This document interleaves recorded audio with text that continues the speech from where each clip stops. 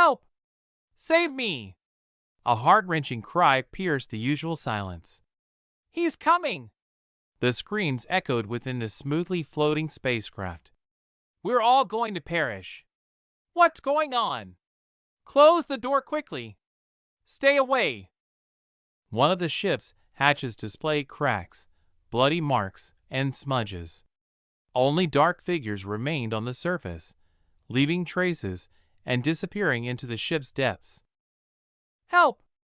Another scream came from one of the figures. Caw! A cough followed, and palms covered in crimson blood slid across a window's surface, leaving streaks and prints. Caw! At least someone assist me! The victims pleaded for a non-existent savior. A dark gray, bubbling substance seemed to spread around the ship's perimeter, resembling sea monster tentacles. It became covered in large bubble clusters, secreting mucus that fell in sizable drops to the floor. Vibrations reverberated through the shrouded corridors, and the substance occasionally formed bubbles that burst, releasing a black liquid. Another bubble released liquid, creating a hole in its surface, but it was quickly crushed underfoot, trampling it into a thick mire. The helmet screen's murky surface instantly reflected the spreading substance on the corridor's walls and ceiling. Report to all units on board. A command echoed from the speaker. We're heading to the captain's cabin. A group of individuals, armed with machine guns and overweight, followed in an orderly formation from the door deeper into the ship.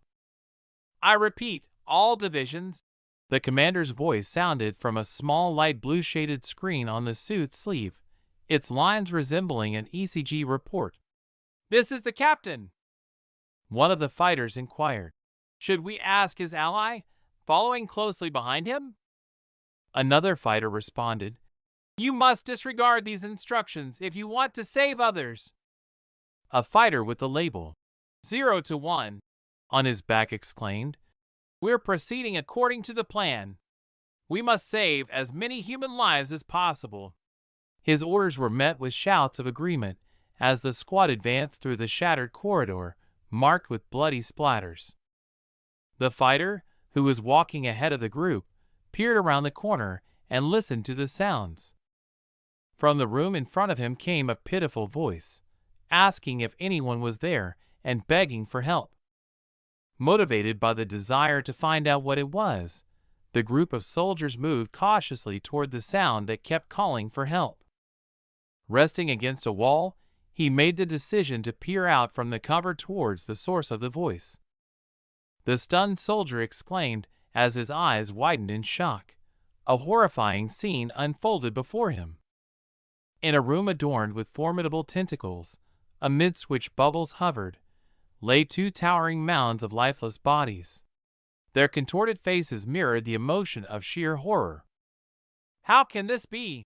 One of the fighters muttered in astonishment at the ghastly spectacle. Stay composed, I thought, deciding to support my comrade right then and there to maintain the team's morale. We must remain vigilant, Fighter 0 to 1 declared, as his comrades scattered briefly to assess the surroundings. Are there any survivors? Can anyone hear us? The voice the team commander sought echoed once more, prompting him to turn towards it.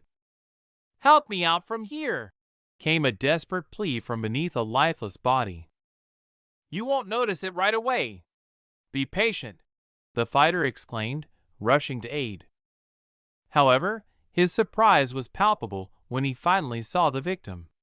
His eyes widened, and he dared not blink. It really hurts, the person beneath the corpses whimpered. Someone lifted the bodies, revealing a colossal head that seemed almost alien. It had two glaring eyes, 2 rows of sharp teeth, and purple droplets of mucus oozing from them. Monster! Stammered one of the squad members, which startled the rest. Before he could utter another word, a clawed 4-fingered paw snatched his head like a toy, yanking him closer. The other 2 nearby were equally taken aback by the appearance of the creature that emerged. Caw-caw! It's got him! the captured fighter managed to blurt out. In front of them, the monster perched upon a heap of bodies, holding their comrade with a distended belly. The creature was a dark gray hue, with 3 pairs of clawed hands that resembled those of a spider, and 1 pair of smaller ones, akin to a descendant of a Tyrannosaurus rex. A long ribbed tail extended from its body, terminating in either a claw or a stinger. Its head matched the enormity of its body, with a squid-like triangular elongation.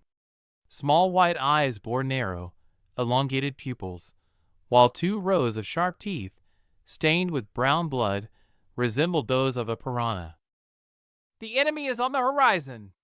Open fire!" the fighters exclaimed, and beams of bright green laser fire immediately shot from their weapons. However, the monster proved far more agile and skillfully evaded the barrage of incoming fire. Lightning swiftly darted between the shots, drawing nearer with each passing second. He scratched his skin against the brush, resulting in 4 bright green scratches. In an instant, a pond-like wave produced a substantial green liquid that ejected from the scratches toward the soldiers.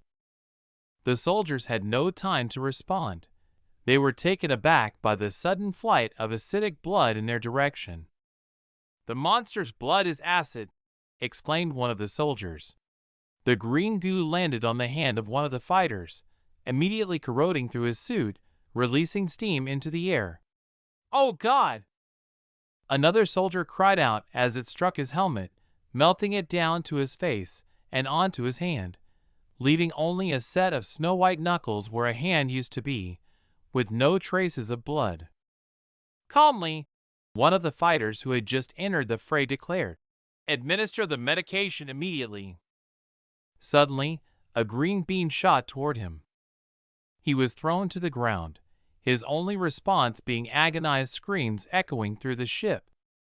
"When emergency care is complete, proceed to the medical office," a voice echoed through the speaker.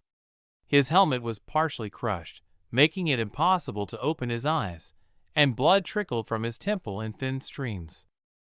He could only witness the monster clutching the human body of one of their comrades with 3 pairs of paws, 8 starting from the head. Another body lay right before his eyes, its head displaying an open mouth with numerous displaced teeth, one bulging eye seemingly on the verge of falling out, the other already detached, lying beside the closed eye socket, connected only by a thin strand of vessels. "Damn it!" exclaimed the man who had regained consciousness and witnessed the gruesome sight. "Damn it!" exclaimed the man who had regained consciousness and witnessed the gruesome sight. "That thing!" Another soldier lying not far away, the one with the number 0 to 1 on his uniform, also had a shattered helmet, with only fragments protruding. In his hands, he held a black sphere with glowing blue markings, presumably intended for use against the monster. However, the monster seized the fighter's hand with its paw, causing the man to drop the object. With another of its shorter limbs, the monster gestured by waving its index finger from side to side, indicating that such actions were ill-advised. A hushed sound emanated from the creature. A pale pink substance emerged on his shoulder, with numerous tentacles extending from it. Suddenly, the substance flopped onto the floor and crawled towards the soldier with a partially damaged helmet. The tentacle fused with the entire substance, causing it to expand in size as it approached one of the soldiers. "What's happening?" he exclaimed as a medium-sized pink sphere with an elongated mini tentacle seemed to engulf his face. One of the monster's paws gripped the soldier's left arm, firmly pinning him to the floor. Subsequently, the monster began to press the man's legs down with its paws, paying no heed to his struggling. After a while, the mass reverted to its smaller size and leaped back onto the monster's shoulder, swaying its tail like appendage. The substance emitted a sound in response to the monster's query. The monster appeared to communicate with a pink entity stained with blood. It moved away from the gruesome scene, leaving behind the man's head, now completely gnawed to reveal a pristine white skull with crimson blood splatters. Only white steam billowed into the air, and remnants of pink liquid dripped onto the floor. Suddenly, the monster halted in surprise at the sight before it, a closed door. Perplexed, it realized it had to proceed. Without hesitation, the monster pressed one of the hands torn from the corpses against a palm scanner, thus opening an unregistered passage. Only the ship's system had been activated, which intrigued the monster. It muttered, still holding the bloody human limb. Shh! It hushed, drawing attention to the pink entity perched on its shoulder, seemingly unperturbed by recent events. Yet, it also clutched a black sphere with blue markings, which had been in the possession of one of the soldiers until their demise. As the monster moved through the smoky clouds, a ship with a prominent spine running along its back emerged. It advanced toward two workers, who cried out in unison. The monster's hind legs were clawed, resembling those of a dog or cat but without fur, and featuring 3 fingers. The men shed tears and screamed in terror upon encountering this horrifying creature. The monster opened its mouth, revealing its teeth, and a clawed appendage reached out towards one of the men. "I devour all hostile alien creatures," the monster declared, its mouth adjacent to the brunette's head as purple goo dripped down from its sharp teeth. Between the jaws, one of the monster's paws gripped the man's head, pushing the eyeball deeper into the victim's eye socket with a finger. The other paw clasped the man's throat, squeezing with an increasingly tight grip. The creature's tail coiled around its prey, rendering them immobile, as they drifted endlessly in the vast cosmos within the cargo hold of a metallic ship. In this space survival RPG game set in a sci-fi world, I had no option but to acknowledge that I had become an adversary of alien origin. I sometimes embodied a metal gremlin, a creature with metal scales on its back, underneath which were visible clawed limbs that resembled sucker tentacles on its head. At other times, I assumed the form of a mutating monster with mottled skin, 4-fingered clawed paws, a mouth filled with razor-sharp double rows of teeth, and canine yellow eyes, varying in size from large to small. In ground battles, I assumed a leadership role within the collective and witnessed the destruction of skyscrapers and explosions. Alien creatures with a blue tint and large yellow eyes, reminiscent of different beetle species, flew into the sky and even assaulted the planet. I played as various cosmic entities that seemed to have sprung from nightmares. However, there was one species that I felt the closest connection to. The room plunged into darkness, with only the bright glow of computer monitors illuminating it. On one of the screens, there was a display of a human body, brain, and brief information, set against a black background adorned with green symbols. An image of a monster was presented. It resembled a large beetle but featured a long ribbed tail, with 6 pairs of clawed paws, one of which was shorter and smaller. Wings were tucked tightly against its back, akin to a beetle's protective shell. I call this species amorphous. It bore a striking resemblance to the creature from the movie Alien. This species had the unique ability to constantly enhance itself through the genetic information of its victims.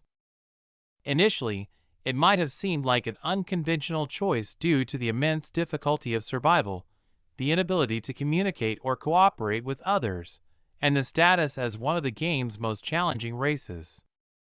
Yet, it became my favorite precisely because it had the freedom to evolve and grow stronger based on its choices and will. Suddenly, a brilliant blue system window appeared, blinding in its intensity, displaying an informational text about an unidentified hostile cosmic race. NDCM Substance Condition Infant Objective Survival Unique Abilities Hypersensitivity. I remained fixated on the system screen, reading the text. Small claws adorned my hands, resembling a clicking sound. I resembled a cub with a bald, oversized head, and a scorpion-like body. The head, more akin to some fish, sported a sort of beard. I have a fondness for extraterrestrials, I mused briefly, recalling the movie Monster. Shaking my head, I dismissed these thoughts. Such musings are futile. I pondered again, surveying my surroundings. Suddenly, I rolled onto my back, making a loud noise as I began to squirm. "Ah, it itches!" I exclaimed, unaware that skin shedding came with an itching sensation. I let out a heavy sigh, growing weary of my futile attempts to scratch myself. Only the discarded scraps of my shed skin surrounded me. First things first, I needed to find sustenance. I was starving.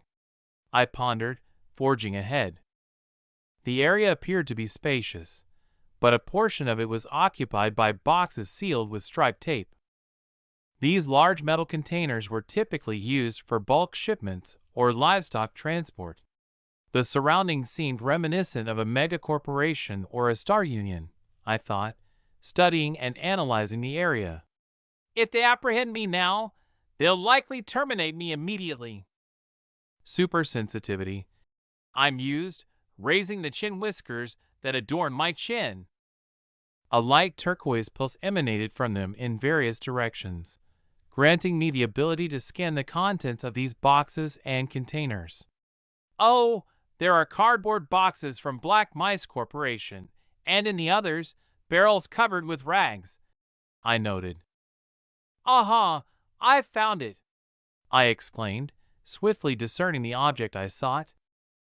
It was a dark green container with a numbered panel. Thank goodness it's a passcode, I thought, approaching the panel with my whiskers. Let's take a look. Turquoise waves of impulses immediately emanated from me once more. 1, 2, 3, 4, I discovered with astonishment. The level of security in space was staggering. I entered the surprisingly simple code, and as the steam escaped after the vacuum seal was broken, the lid opened before me. Inside, I found rows of bars wrapped in exquisite packaging, just what my hungry stomach craved. Carefully tearing the golden wrapping with my small claws, I retrieved a piece of chocolate.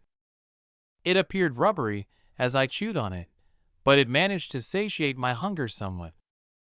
Thoughts raced through my head, and I saw this dessert in a new light.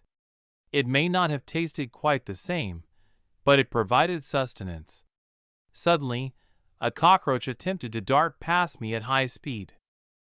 I reacted promptly, or rather my tail did, and its stinger pierced the insect's abdomen. The cockroach didn't get far. I was still somewhat taken aback by my catch, but my body moved mechanically. Perhaps this will serve as sustenance, I thought, considering my newfound catch. Delicious, I concluded, commencing to chew on the unfortunate critter.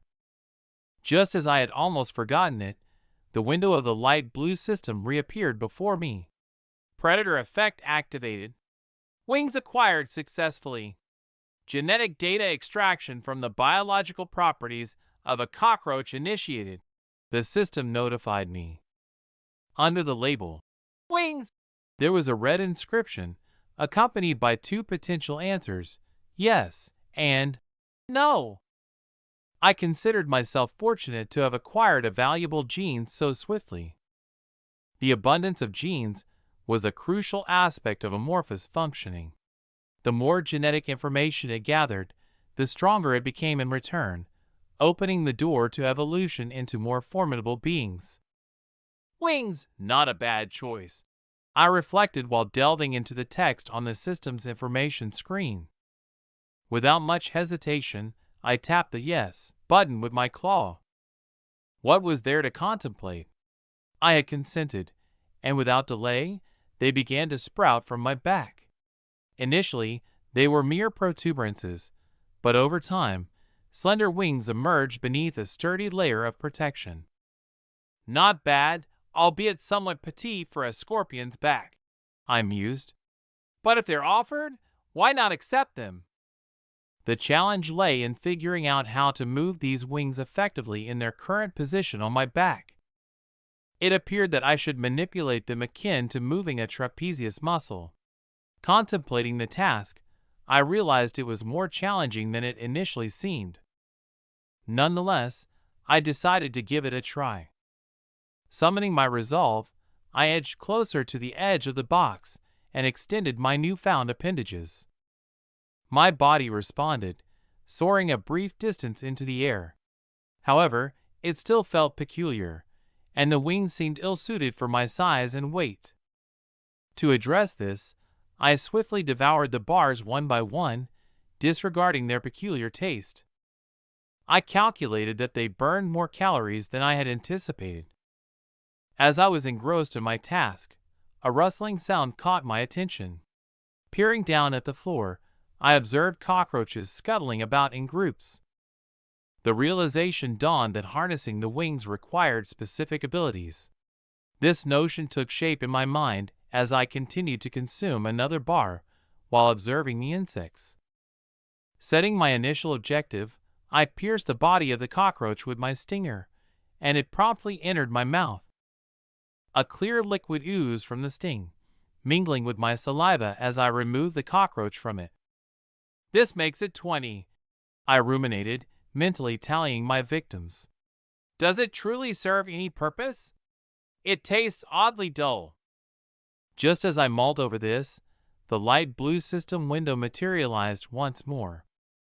The text within it read, "Trace of unidentified hostile cosmic matter, NDCM condition, Cub, objective, survival, special skills, hypersensitivity, wings, chitin shell for protection, protection increases with level."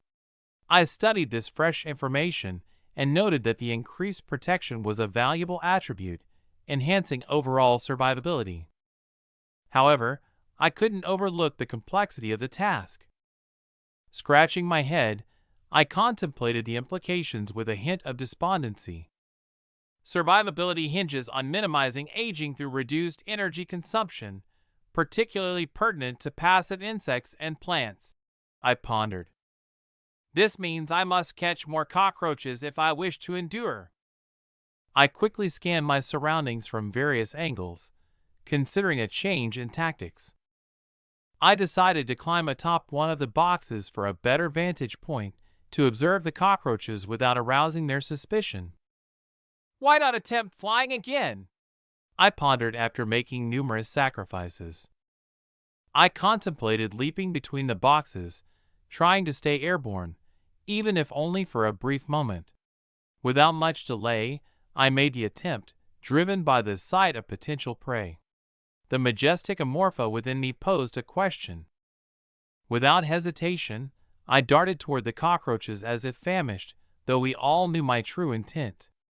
I promptly seized one of them with my small claws, releasing a satisfying crunch as I began to consume it, starting with the juiciest parts.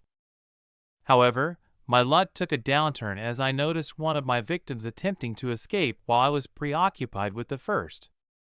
"This won't do. We need to hurry," I thought. Without hesitation, I launched into the air, pursuing my next meal. "Wait, you won't escape," I muttered. Unfortunately, my nimble quarry vanished into a crack between containers, and I struck the surface with force. It appeared that he had taken refuge between two containers, but there was no escaping me. I immediately extended my tail towards his location, exploiting its length and slender form to navigate the bottleneck. My stinger pierced him, causing dark green liquid to spatter onto the floor. He struggled briefly, but was now firmly within my grasp, and I could calmly consume him. All that remained were a pair of thin, unnecessary paws. "Predator's reaction," a voice exclaimed, taking me by surprise with its suddenness. Once again, a system window appeared before me, accompanied by another informational text. "Trace of successful acquisition of the survivability gene. Abduction of survivability from the biological properties of cockroach. Apply survivability." Without hesitation, I mentally responded, pressing the yes key with my claw. My chitin grew stronger, and my limbs became more muscular. Even my tail gained significant strength. Awesome! I mentally exclaimed, rejoicing at the rejuvenation of my body. However, I knew things wouldn't go entirely smoothly. I needed to consider something crucial: the ship's occupants, the humans. Vibrations I felt behind the wall, and faint footsteps suggested that time was running out. To avoid the ominous future that loomed, I needed to swiftly advance beyond the Cubs stage and expand my activities beyond the cargo department. This is just the beginning, I thought as I surveyed my surroundings and my possessions. I decided it was time to break out of the cargo hold, where I had taken my initial steps. I already had a destination in mind, slowly moving my legs as I traversed along the ceiling. My next stop, the cold room beside the reactor. A notion crossed my mind that it was a significant location with few visitors. I concealed myself beneath a shadowy lamp, determined to proceed despite any potential challenges. The thought crossed my mind: I could disable the reactor and refrigerator simultaneously and make a quick escape. As I pondered this, I loosened the bolt securing the grate. Finally, I managed to access the ventilation system, which, to be honest, appeared quite spacious. My thoughts are clear, I contemplated, but suddenly an unusual noise disrupted my train of thought. A massive valve began spinning before me within the capacious ventilation duct. Its power was such that it threatened to impede my progress.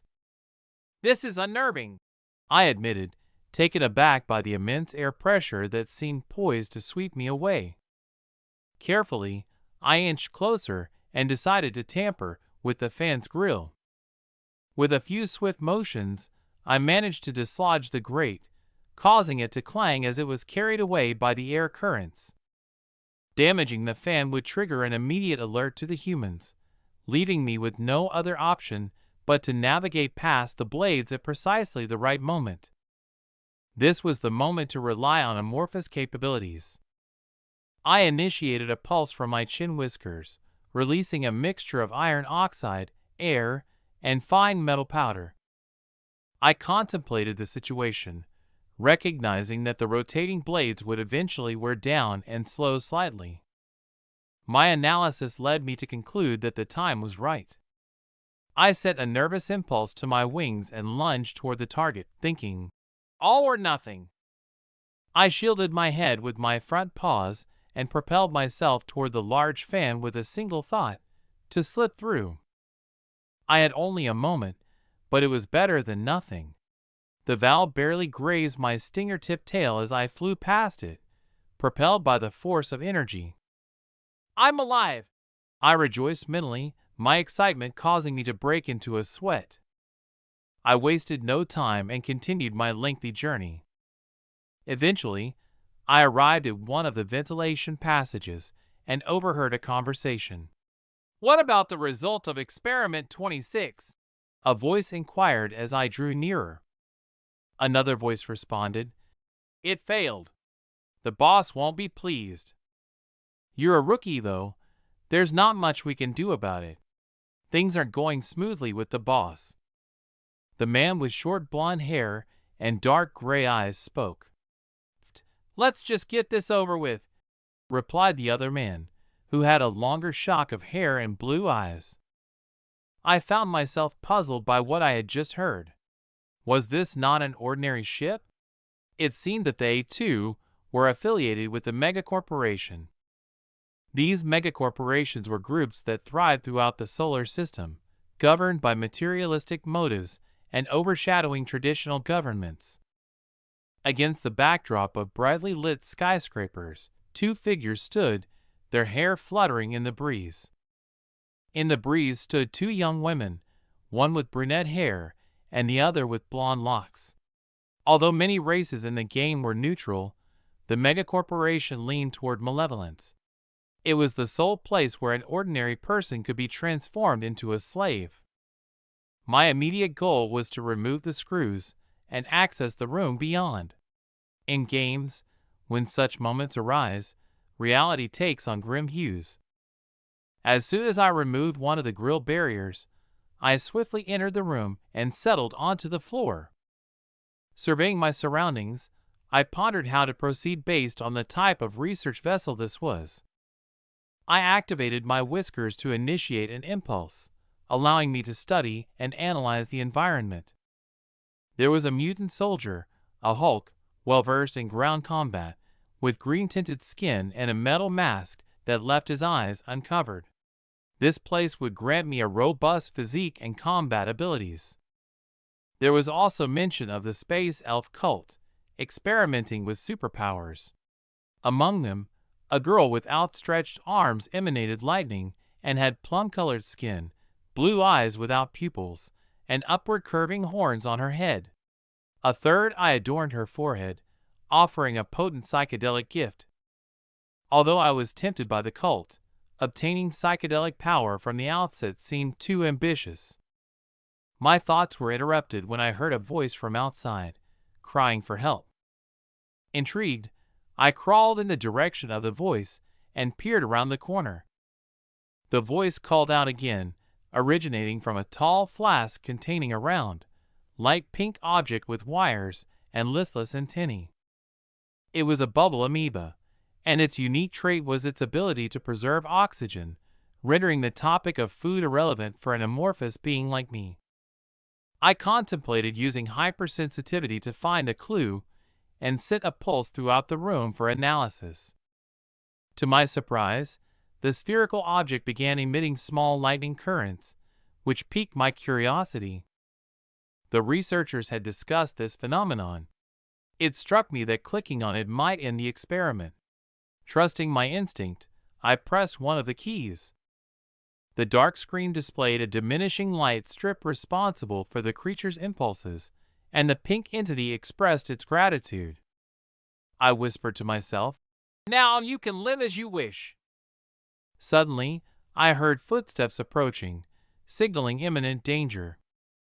I hurriedly attempted to retreat and escape the scene.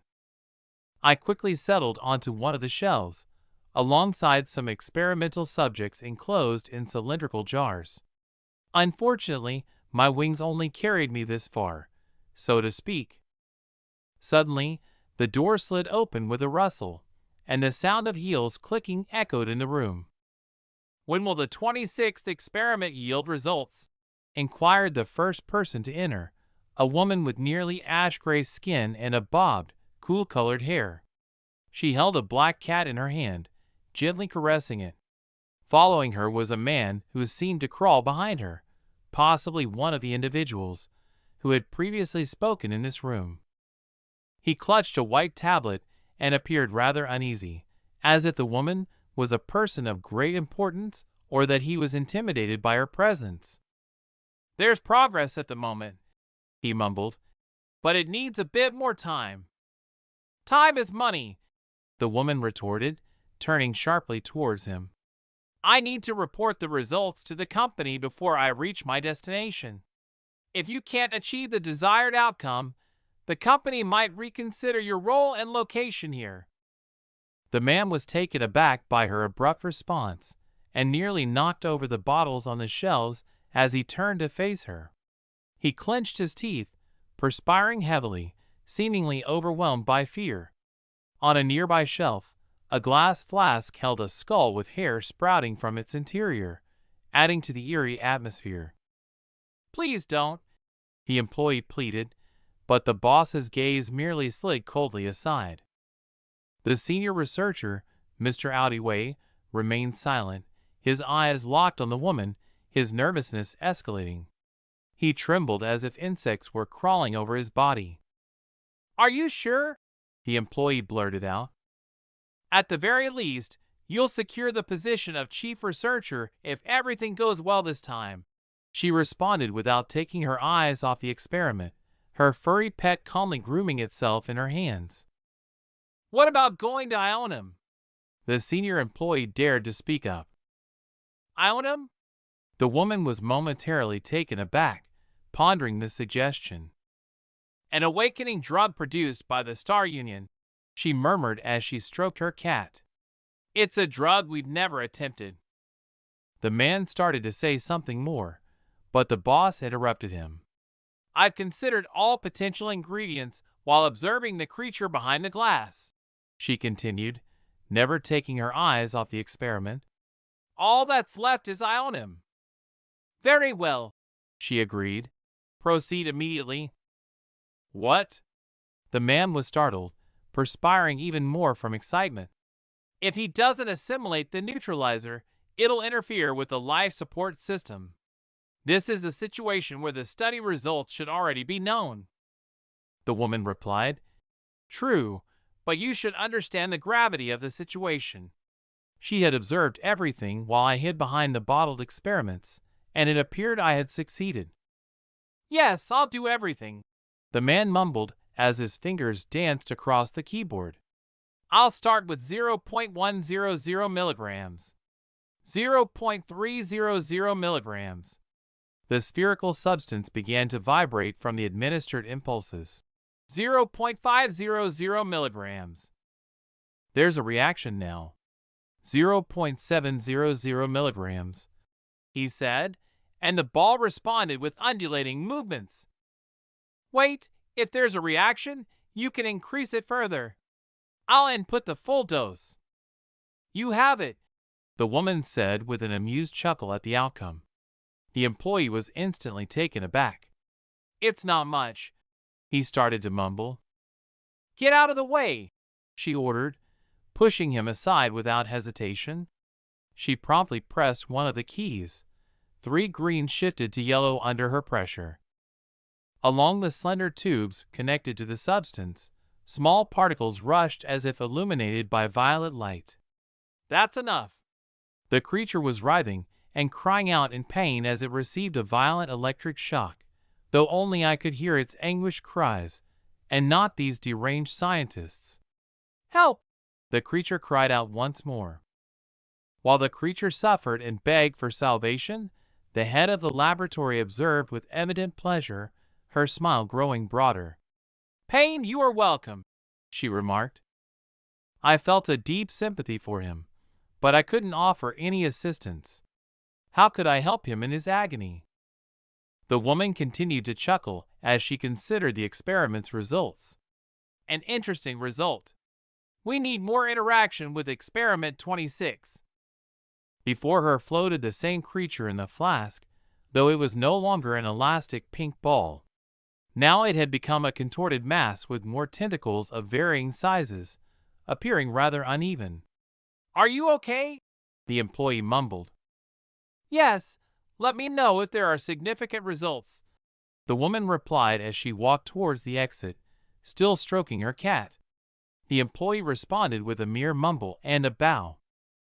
Suddenly, the woman caught sight of something out of the corner of her eye. She swiftly turned around, gazing at the spot where I had been seated moments earlier. Just a few moments more, and she might have noticed me. Who knows what might have awaited me had she discovered me? Finding nothing that piqued her interest, she chuckled and continued on her way to the exit. As she turned in my direction, thoughts raced through my head, and perspiration trickled down my face. I felt ashamed, and the incessant clattering of my teeth was unsettling. Surveying what I had observed, I made a decision. In a few days, the LNA should be dead. The sound of her heels clacking against the iron floor faded down the corridor with each passing second. Soon, I was left alone in what appeared to be either a laboratory or some kind of starting point. Countless tubes connected various devices, running along the walls, ceiling, and even in some sections of the floor. In the center of the room, a substantial hole could be seen, with tubes descending into it in a circular pattern. I decided to attempt something new and gathered saliva in my mouth. A stream of green liquid shot out and struck the wall. With my plan of action for the near future in mind, I probed the area using an impulse sent from my mustache. Every part of the ship felt connected to my body as I analyzed the data. Whoever possesses information holds power, and this was my path to victory in this war. Creating a resting place out of saliva, I marked it with my identification symbols, which I had also strategically placed around the pipes. Through these marks and the liquid channels, I gathered information on enemy activities, their locations, and any ongoing negotiations. On the fourth day of my existence as an amorphous entity, my nest was complete. I had constructed it through meticulous effort, and now I moved back and forth between the nest and the cargo hold. Over the course of several days, I caught and consumed cockroaches and spiders, all while maintaining my vigilance and collecting valuable information. I contemplated my circumstances. The information flowed inconsistently, and I watched through the ventilation system. My observation extended to a figure named Eugene Kisaragi. She leads the research team aboard this vessel, a tall figure donned in a white suit paired with a blue turtleneck. Armed soldiers flank her on either side. Despite her physical fragility, she holds the most significant position on this ship and poses an immediate threat to my existence. There was an incident where one of the test subjects attempted to escape through 4 consecutive glass columns.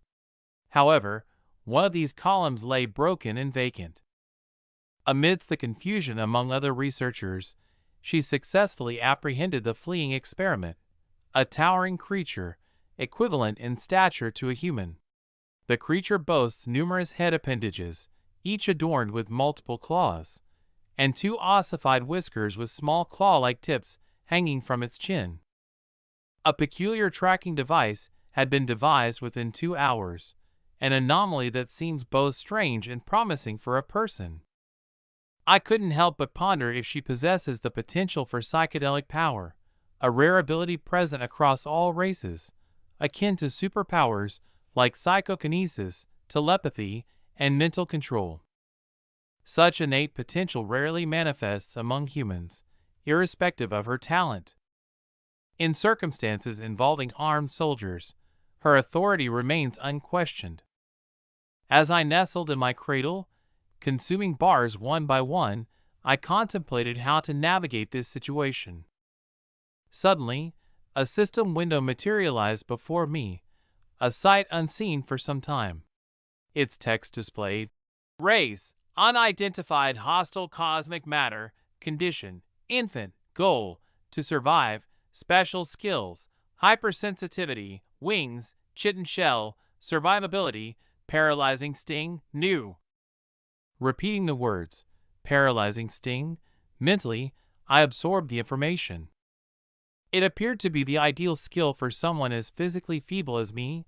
I mused as I continued to devour the bars. With this skill, I could potentially overcome even a full-grown adult with ease. A large droplet formed on the sting and fell from its tip. The poison's duration spanned 5 minutes, which in most cases should prove adequate. Nevertheless, executing it was challenging, as the soldiers remained under constant surveillance. The thought left me disheartened. Returning to the room where Experiment 26, as they referred to it, was housed, I cautiously peeked around the corner. The creature within the flask responded to my presence, its voice audible only to me. I edged closer, focused on its words. "You seem much better than yesterday. I brought food again," I remarked, presenting 2 bars. The creature responded immediately, and I crumbled the candy bar into the equipment compartment. Small particles commenced their journey through the tubes connected to the pink sphere. "Delicious," uttered the creature, radiating contentment. Bubble Amoeba lacked any distinctive abilities within the game. I contemplated this peculiarity while observing the process. Among all the creatures here, she was the only one displaying characteristics from another race. It suddenly occurred to me that she held deep affection for her cat. Recollection of her tender gestures while stroking her pet cat crossed my mind. If the cat were to meet an unfortunate fate, would there be a vulnerability in her defenses? Considering that he wasn't guarded like Kisaragi and often found himself alone in the room, except when called upon by his mistress? I've made up my mind. I'll attempt to lure the cat with some bait. A soft black bundle. It was leisurely waving its tail and sweetly yawning after its post-lunch nap. This feline goes by the name Caesar, doesn't it? I mused as I watched my current objective. Just like an emperor, I was perched in another section of the ventilation, and my research target was playfully tumbling on its mistress's blue bedspread. How can I avoid gaining weight if I consume only meat every day? Eugene Kisaragi was undoubtedly an exceptional individual. Killing the cat might seem easy because it appears rather foolish. I promptly initiated an impulse to survey the surroundings, so that I could subsequently devise a plan for uninterrupted contemplation of potential, unexpected developments. But certainly not here. Upon inspecting the entrance to this ventilation with hypersensitivity, I discerned that it was entirely covered by a laser grid. Even the slightest touch would trigger an alarm. It was an ambush. My agitation grew, and I started tapping my tail nervously on the metallic floor of the ventilation. The cat immediately heard the noise and pricked up its ears, its meow ringing out in response. It dashed toward the bars, baring its fangs and glowering with irritation. "What about you?" I mentally cursed the cat. It promptly rested its paws on the grate, making an irritated jingling sound under its weight. "What's going on there?" The guards became alert. "Bam, bam!" came a sound from the ventilation side as the cat continued restlessly drumming its paws on the grate, attempting to squeeze inside to retrieve something, or rather, someone, the cat. "This cat," one of the guards complained, grabbing his head. The second guard, also displeased, posed a rhetorical question. "God, why?" The guards were clearly irritated, while I leaned back, striving not to move, and broke out in a cold sweat, worried that they might discover me. I couldn't believe I had committed such an error. With a sigh of relief, I considered that it was my tail that had unwittingly drawn attention to itself. Now I needed to wait for a moment. Suddenly, a notion hit me like a bolt of electricity. The cat, a deliberate provocation to evoke a reaction. Intriguing thoughts flooded my mind. This wasn't just a random twist of fate.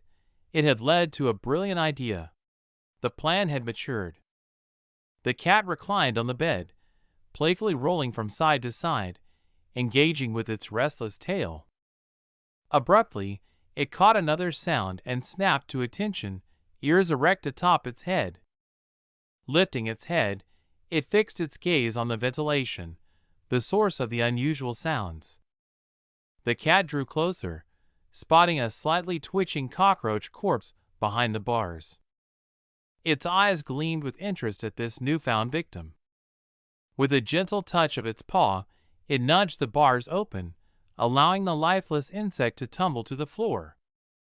The cat leaped in without hesitation, fully engrossed in the captivating prey. Soft, meow, sounds echoed from the cat as it played with the cockroach's body. "Is it the cat?" inquired one of the guards, irritated by the disturbance. The second guard responded, equally vexed. "Annoying! Let's go!" "Where's it headed?" the first guard questioned, puzzled. Meanwhile, the cat navigated the ventilation methodically, moving from one cockroach corpse to another. "Maya!" called out the cat, his voice emerging from the depths of the ventilation's twists and turns. A multitude of lifeless cockroach bodies continued to line its path. The cat became increasingly intrigued by this playful game, proceeding with mischievousness that added a splash of excitement to its usual gray existence. "Maya!" it exclaimed as it neared the end of its journey, emerging into an unfamiliar territory, the cargo area. There, it stumbled upon yet another desiccated cockroach, its body fractured. Without hesitation, the cat reached for it, emitting a meow of enthusiasm, completely unaware of my presence. I wasted no time, immediately pouncing on my prey. My sting didn't penetrate the creature fully, but it allowed me to inject the paralyzing green fluid. The animal cried out, writhing in pain and confusion.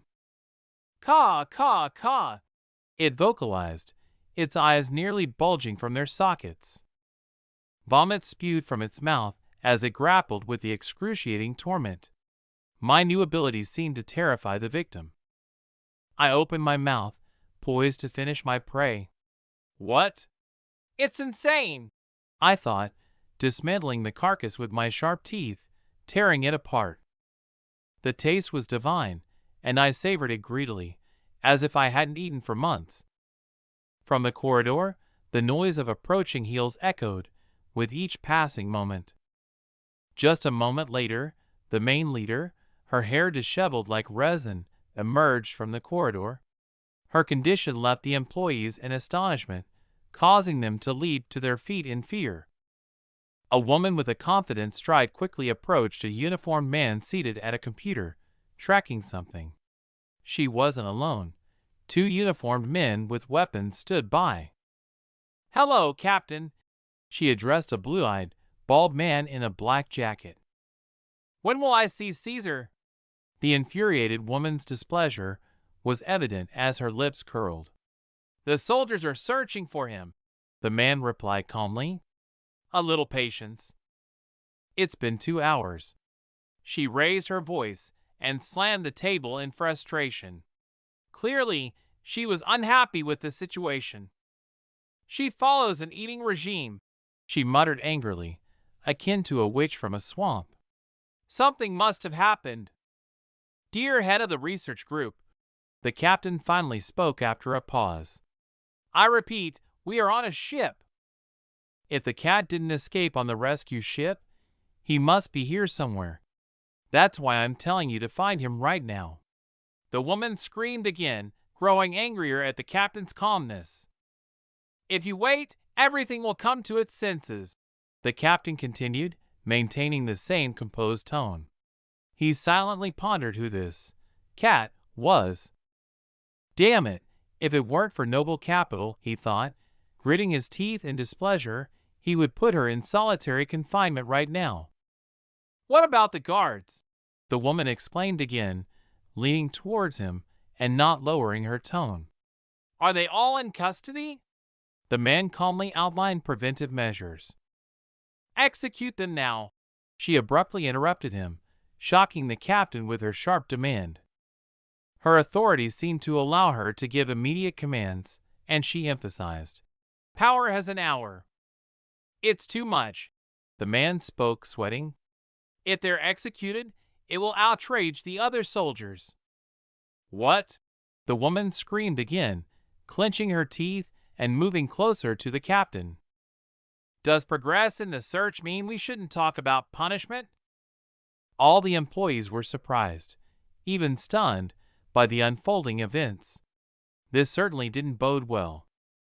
The soldiers were already infuriated, evident from the tension in their cheek muscles. "Yeah," the captain muttered again, looking down. "Me too. Sorry. We're well aware of this." Seizing the opportunity, he expressed his intention to discipline the soldiers. The woman kept her gaze fixed on him, her breathing still rapid with anger. The veins on her face were slightly swollen. She didn't utter a word, merely let out a heavy sigh and closed her eyes.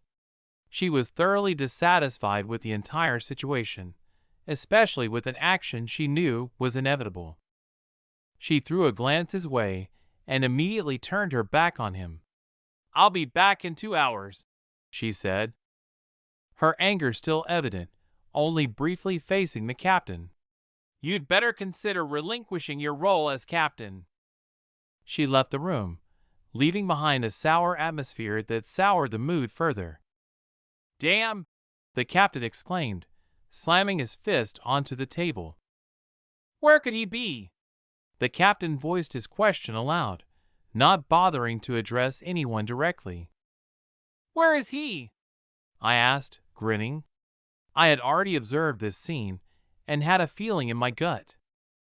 By the way, I had been thinking about it, and the system's window promptly appeared before me. This skill was remarkable, a wild instinct. What a peculiar concept, I thought, as I watched the letters jumping in the field. The system of merging skills, an intriguing idea. A system that combined and strengthened skills. I used it so frequently that I had memorized all the combinations from the game.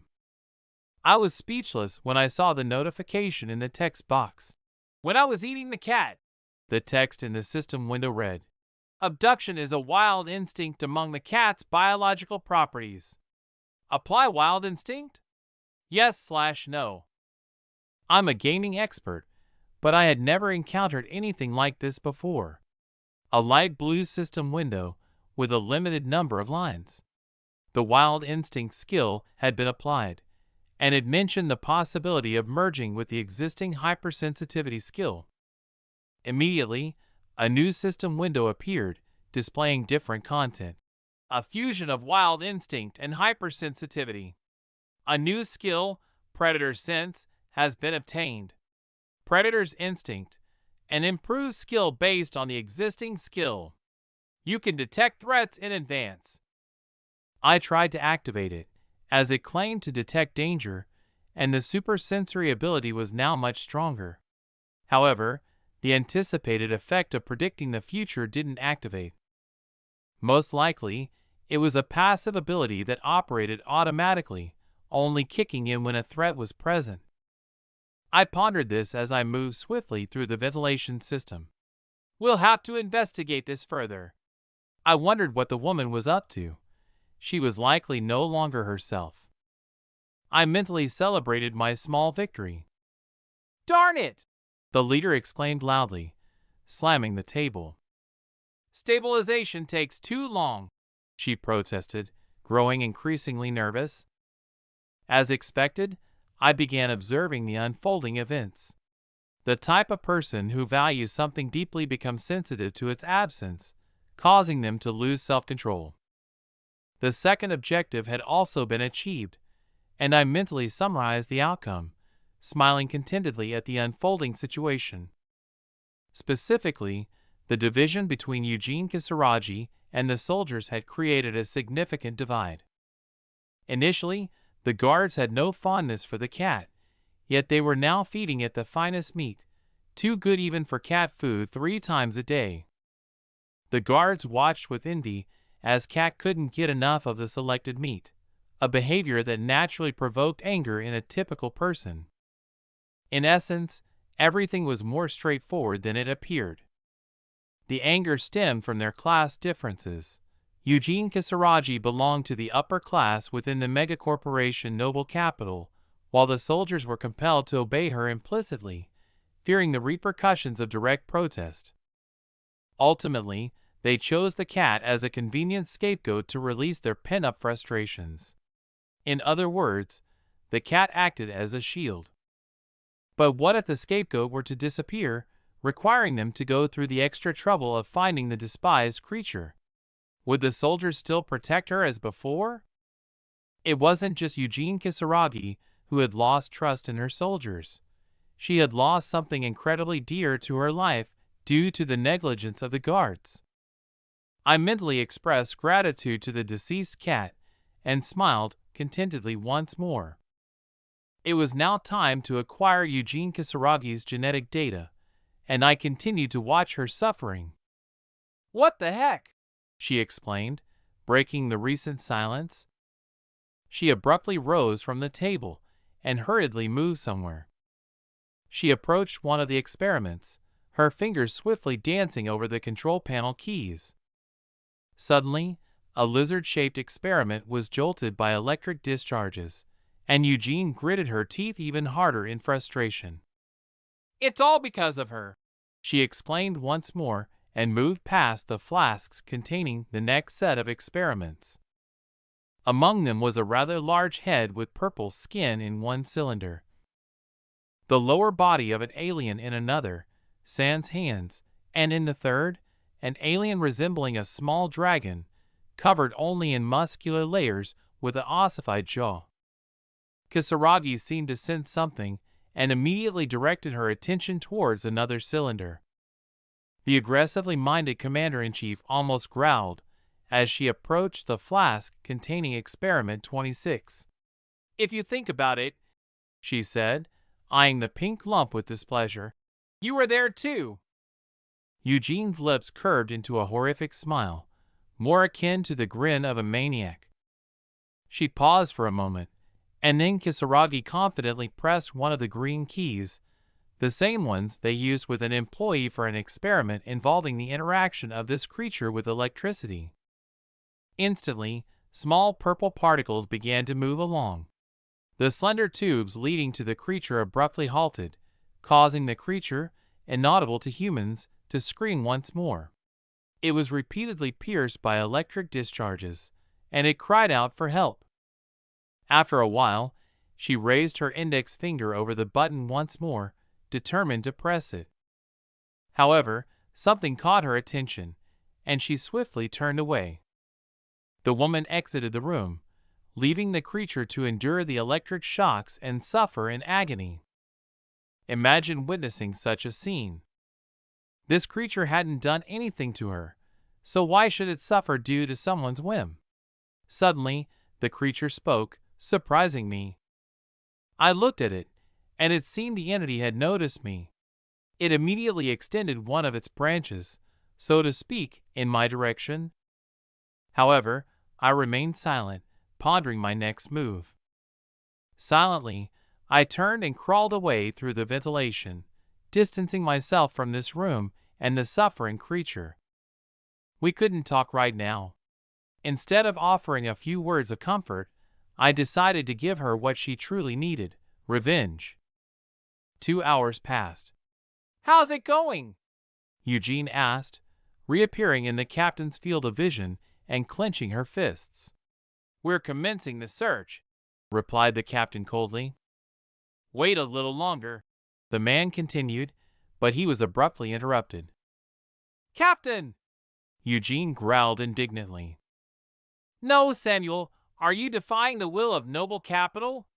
Kisaragi spoke, her appearance resembling that of a demon. "I am the captain of this ship." The man began to mumble, his forehead breaking into a sweat from the excitement. "I can have you removed from your position as captain." "I can't tolerate it," the woman shouted. "Even in noble capital, abuse of authority is acceptable." The captain of the ship remained composed and continued to speak, while Eugene clenched her teeth with frustration. "I had the right to detain the head of the research group," Kisaragi exclaimed indignantly. "Did you say to detain me?" Her words were met with disapproving looks from the staff, who were also displeased with her behavior. "The captain had the authority to detain the violator of the order," the man asserted. "Are you insane?" Eugene persisted, still shouting. I found it quite amusing, still observing the scene. It appeared that there had been a conflict between them even before my intervention. "To hell with it!" Eugene snorted and promptly walked away. Kisaragi, her face pale with anger, walked in silence, flanked by 2 soldiers. Only the dissatisfied gnashing of her teeth and the sound of their steps broke the silence. Suddenly, she halted at a door with a clear sign, "Toilet." "I'm going to the bathroom for a while," she announced dismissively and disappeared behind the door of the restroom. "Yes," one of the soldiers responded briefly, refraining from interfering with her plans. The door closed in front of them at that moment. "Hey, I'm going to," one of the soldiers began to say to his comrade, intending to follow suit in using the restroom. "The right moment," I exclaimed mentally, swiftly navigating through the ventilation towards the grate leading to the women's restroom. Initially, one guard was supposed to accompany her, but he refrained, presumably due to his discomfort throughout the day. My thoughts raced as I navigated the winding ventilation path. Furthermore, the second guard also headed to the toilet, leaving her alone. I took another turn, aiming to catch up with my target as swiftly as possible. There was no security system impeding my passage. There couldn't be a better moment, I confidently decided, approaching the coveted passage. I peered through the bars in search of my subject. Eugene leaned on the table by the wash basin, looking downward as if trying to wash something off her face. While she was engrossed in her own activities and not looking in the mirror, the sound of running water served as my cover. I ascended the wall behind her to the ceiling, gathering all the venom within my sting. I tensed up, waiting for the opportune moment. On the tail, small green branches swelled up next to the sting, and a small pouch filled with accumulated liquid appeared beneath the sting, so to speak. As she continued to be preoccupied with her own reflection, I drew closer by the second, preparing for any eventuality within the confines of this room, except for one more person within these four walls. "We definitely don't need anyone else," she remarked as cool water droplets trickled down her face. She let out a sigh of relief, dipping her hands into the slightly accumulated water in the sink, allowing herself to relax for a moment. Suddenly, an incomprehensible sound startled Kisaragi, causing her skin to immediately break out in goosebumps. She tensed and swiftly turned toward the unsettling noise. I wasted no time and, much like a starving predator, lunged at her with my mouth agape and my stinger at the ready. She almost screamed, stumbling backward, but the wash basin limited her escape. She managed to dodge, or perhaps my aim was slightly off, as my stinger missed her head by mere millimeters, landing disappointingly on the mirrored surface. Without a moment to lose, I lunged once more, approaching her from behind. The distance between us was minimal, making it unlikely for her to turn around or find a way to flee. My stinger reached its target, and the green poison spread across her skin in dark and greenish tendrils, branching out in various directions and penetrating deeper. "Ah!" escaped her lips, and the paralysis effect immediately began to creep through her body. "Caw!" Her agonized cry was the only sound in the room. She clenched her teeth, foam forming at the corners of her mouth, while veins on her face swelled and formed bumps. "Cage!" She fell to her knees, and then face down onto the cold tile. A thick white liquid dripped onto the floor, forming large drops right in front of her paralyzed body. I could barely restrain my animalistic hunger before this intoxicating veil that blocked my view. I couldn't think rationally. I was simply ravenous, and she was my meal. I wondered what she was contemplating now, and the thought flashed through my mind. I even opened my mouth, only a millimeter from her face, ready for a bite. Did she feel fear from what she witnessed? Her bulging eyes and tightly clenched teeth painted the picture of a cornered prey. Was she angry at her impending demise, or was she merely afraid of death? However, it no longer mattered. Her fate was sealed. "Burn in hell," I thought as I tasted her flesh. There was no turning back now. In that moment, I sensed her genetic information traveling from her blood through her stomach and into my brain. It dawned on me that one of the guesses hidden within my subconscious had proven correct. Suddenly, a system window with text appeared before me. "Individual conditions for evolution are met. Do you want to evolve?" The options, as usual, were yes and no. I eagerly waited, mentally rejoicing. My mouth, now smeared with her blood, moved toward the eagerly awaited yes option. Yet, before I could act, I was abruptly struck by a jolt of lightning, and a flurry of images raced through my mind, one of the soldiers entering the room and finding me beside a lifeless body. He aimed the weapon in my direction, and a barrage of shots struck me quickly. Now, my lifeless body floated not only in my victim's blood but also in his own. My body quivered, and I marveled at what I had witnessed in that split second. "What on earth just happened?" I inwardly exclaimed, utterly puzzled as I scratched my head. So, This is how it works. It appears that the guard will arrive soon. I immediately began contemplating my plan of action. Can I escape? Can I escape? No, I thought, cursing under my breath. Time to make haste. With determination, I scaled the wall, leaving a trail of blood in my wake. I resolved to eliminate him as well, attempting to hide as I went along. Before long, the sound of approaching footsteps could be heard. One of the guards entered the restroom and was immediately taken aback by the gruesome scene before him. His eyes bulged, and beads of sweat formed on his forehead. He stood frozen as he gazed at the lifeless body of Kisaragi, and, not far from her, another individual with eyes rolled back and saliva still dripping from his mouth. "What the hell?" the man muttered, his voice shackled by shock. I didn't waste a second. I closed in on him, remaining in his blind spot. However, he sensed my presence the moment he felt my weight. I hadn't accumulated much poison, and I quickly pierced him with my stinger in a less protected area, as their helmets were quite worthless. Blood sprayed forth like a fountain, but I had struck an important point on his body.